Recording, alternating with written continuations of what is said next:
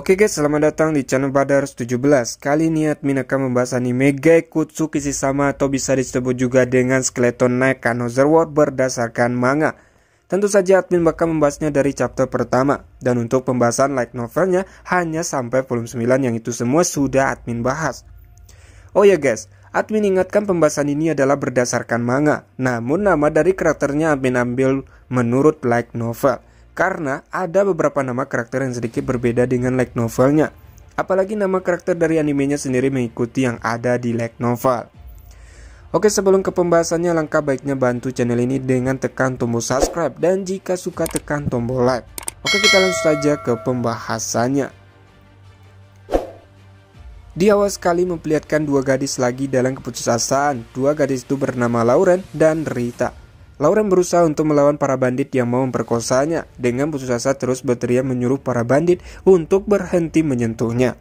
Sementara Rita juga tidak berdaya karena salah satu bandit juga menahannya. Rita hanya bisa menangis melihat putri Lauren yang akan mau diperkosa. Pada saat itu juga sesaat apa yang muncul di hadapan mereka datang langsung dari sebuah dongeng. Itu seseorang kesatria berarmor perak. Namun sebelum itu, scene pun kemudian berpindah di mana tiba-tiba seorang kesatria berarmor itu terkejut saat dirinya berada di dunia lain. Kesatria perak mencoba untuk menenangkan dirinya dan baginya ini sangat familiar. Awalnya kesatria perak itu bermain game sampai pingsan. Kesatria perak sadar dia saat ini memakai karakter dalam game yang dimainkannya bernama Ars. Bahkan pedangnya pun tampak sangat nyata. Ars rasa pedang ini tidak mungkin bekerja, jadi Ars memutuskan untuk mencobanya. Ketika Ars menebaskannya, ternyata pedang itu memiliki kekuatan yang luar biasa hingga hutan yang berada di depannya lenyap seketika. Ars bertanya-tanya apakah ini mimpi. Pedang dan armornya sama persis seperti dengan pelengkapan legendaris pada Ars. Semua pelengkapan yang Ars pakai terdiri dari armor suci Barenos, jubah langit malam, perisai berat Tautatas, dan pedang dua tangan Kaldabol. Semua itu persis di dalam game. Bahkan saat Ars merapalkan sihir sama dalam game dan cara ini juga sangat mudah. Tapi Ars rasa ada yang tidak beres.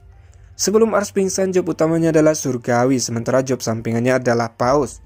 Tapi apa yang Ars pakai api dan Weaver Strike adalah skill khusus dari penyihir dan kesatria, di mana api adalah skill dari penyihir, sementara skill Weaver Strike adalah skill kesatria. Ars saat ini masih bertanya-tanya, apa ini game atau dunia nyata? Jika dunia nyata, Ars pikir mungkin dia masih bisa menggunakan skill yang dia pelajari dari job lain sebelum menjadi kesatria surgawi. Karena job yang diperlukan untuk menjadi kesatria surgawi yaitu summoner, kesatria suci, paus, ahli sihir, kesatria uskup, penyihir, warrior, dan priest. Meski Ars tidak mempelajari semua skill, entah bagaimana dia masih bisa selamat di dunia misterius ini. Ars sadar kalau dia tidak hanya berpatok pada skill dari kesatria surgawi, jadi Ars tidak ingin terus tetap dia berada di sini. Ars memutuskan untuk mencari seseorang atau sebuah kota dan memikirkan rencana untuk bertahan di tempat ini. Setelah itu Ars menggunakan Gate, yaitu sihir teleportasi yang memungkinkan Ars untuk berpindah ke tempat yang telah dikunjungi. Namun Ars tetap mencobanya, tapi malah Ars jatuh dari atas tebing tempat dia berdiri saat ini. Ars sadar Gate gak akan mungkin bisa digunakan jika belum ada tempat yang dikunjungi. Ars kemudian kembali ke atas tebing, tempat dia berdiri sebelumnya. Sekarang selain tidak tahu Ars berada di mana, Ars bahkan tidak bisa pergi ke tempat jauh.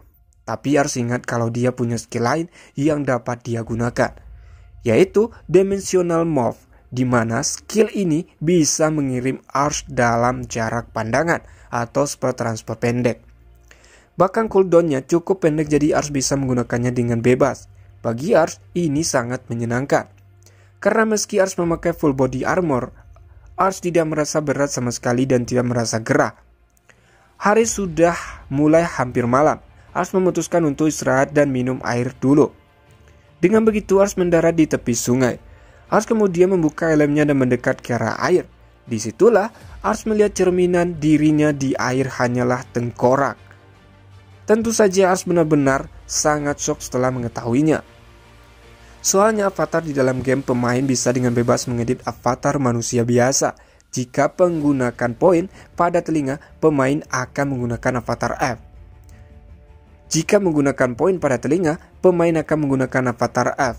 namun kalau poinnya ke hidung pesek, pemain akan jadi Ars. Sementara avatar prabayar hanyalah full body skeleton. Ars saat ini benar-benar frustasi karena hal ini bisa jadi situasi yang buruk. Ars pikir jika manusia lain lihat wujud ini, mereka mungkin akan menyerang Ars kayak monster. Dan juga kalau Ars dalam wujud ini bakal ada kesempatan tinggi monster kuat dalam game berada di sini. Ars melihat manusia tidak ada di sekitar sini. Ars telah memutuskan apa yang harus dilakukannya mulai sekarang. Jadi satu-satunya cara Ars bakal mencoba sebisa mungkin untuk tidak terlihat mencolok. Ars tidak peduli jika ini game atau dunia nyata. Ars tetap butuh uang, jadi hal pertama Ars bakal mengumpulkan uang untuk kebutuhan sehariannya.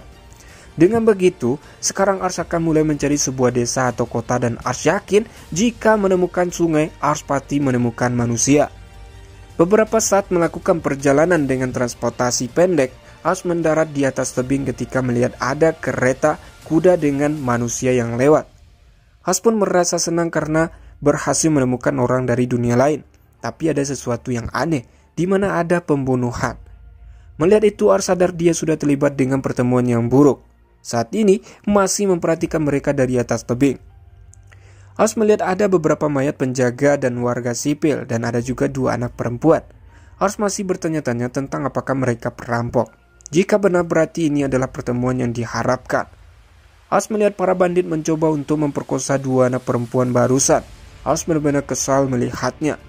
Ars memikirkan cara untuk muncul di depan mereka. Ars kemudian memutuskan untuk muncul dan memberikan serangan tiba-tiba. Sementara para bandit dengan brutalnya terus menggerayangi tubuh Lauren yang terus mencoba melawan. Lauren saat ini hanya bisa menangis memohon pada bandit untuk berhenti menyentuhnya. Tapi para bandit tidak mendengarkan ucapan Lauren. Bahkan Rita pun tidak bisa berbuat apa-apa. Rita hanya bisa menangis ketika menyaksikan putri Lauren akan diperkosa. Itu karena tangan Rita ditahan sama para bandit lainnya. Rita saat ini benar-benar sangat mengkhawatirkan Lauren. Saat itulah skill Dimension Morph digunakan. Dengan begitu Ars pun muncul di belakang bandit yang akan memperkosa Lauren yang sudah terlihat lemas. Ketika bandit itu akan berbalik, dengan sekali ayunan pedang Kaldabos semua para bandit di sekitar langsung mati terpotong. Sementara 2 bandit yang menahan Rita melihat itu sangat ketakutan. Bandit itu lari terbirit-birit sambil berteriak dengan menyebutnya sebagai monster. Tentu saja Ars tidak bakal membiarkan mereka kabur begitu saja. Ars pun menggunakan Weaver Strike ke arah 2 bandit yang kabur. Seketika bandit itu pun lenyap. Rita yang melihatnya hanya bisa melongok, sementara Lauren masih terlihat lemas.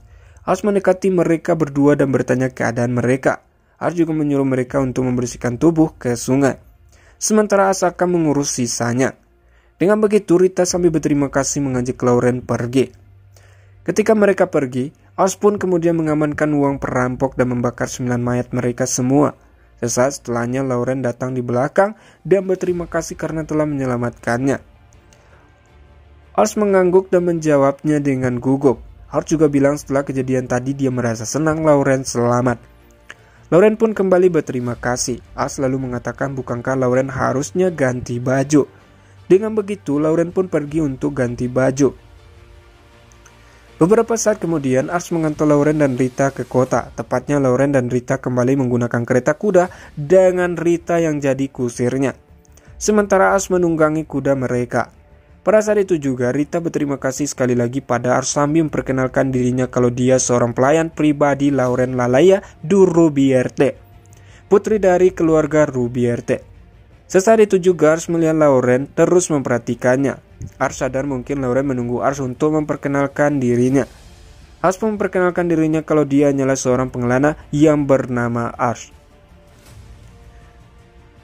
Oke guys, cukup sampai di situ dulu pembahasan kali ini. Terima kasih sudah nonton sampai habis. Salam nakama.